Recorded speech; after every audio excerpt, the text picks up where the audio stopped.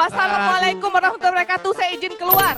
Anggota DPR RI terpilih dari Partai Demokrasi Indonesia Perjuangan atau PDIP periode 2024-2029, Tia Rahmania, tiba-tiba digantikan oleh Boni Triana menjelang pelantikan pada 1 Oktober 2024. Menurut pernyataan KPU, Tia yang merupakan calon legislatif dari daerah pemilihan Banten 1 dipecat oleh PDIP sehingga posisinya digantikan oleh orang lain.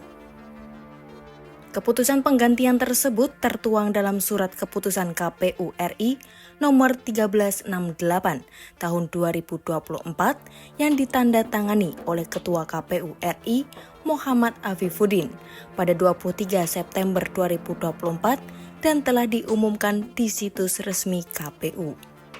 Lantas, apa alasan Tia Rahmania batal menjadi anggota DPR RI dan dipecat PDIP? Menurut surat keputusan KPU, Tia Rahmania dianggap tidak memenuhi syarat untuk menjadi anggota DPR RI karena sudah diberhentikan dari anggota partainya. Dengan pemecatan ini, Tia pun tidak akan dilantik dan posisinya diisi oleh Boni Triana, rekan separtainya yang meraih 36.516 suara dalam pemilu 2024. Dalam surat tersebut tertulis, Tia Rahmania tidak lagi memenuhi syarat karena telah diberhentikan dari partai.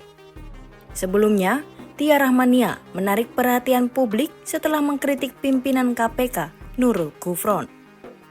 Hal itu dilakukan Tia dalam forum pemantapan nilai-nilai kebangsaan untuk anggota DPR periode 2024-2029 yang disiarankan langsung melalui YouTube Lemhanas pada Minggu 22 September 2024. Dalam forum tersebut, Gufron membahas isu korupsi dan dampaknya, serta menyentuh praktik penerimaan hadiah di kalangan penyelenggara negara. Namun, pernyataan itu diinterupsi oleh Tia. Tia mengaku tidak setuju dengan pandangan Gufron. Kemudian, ia menyarankan Gufron agar lebih baik membahas kasus pelanggaran etik yang pernah dilakukannya. Pak Nurul Gufron yang terhormat, daripada Bapak bicara yang teori seperti ini, kita semua tahu Pak, negara ini berada dalam kondisi tidak baik-baik saja. Mending Bapak bicara kasus Bapak, bagaimana Bapak bisa lolos Dewan Etik, kemudian dipetun sukses. Bagaimana kasus Bapak memberikan rekomen pada ASN? Tia juga menekankan bahwa Gufron bukan bagian dari anggota DPR terpilih dan menganggap korupsi sebagai masalah etika dan moral. Sehingga meminta panitia mencari pembicara yang lebih kredibel. Diketahui, Dewan Pengawas KPK menjatuhkan sanksi etik sedang kepada Nurul Gufron karena terbukti melakukan pelanggaran etik.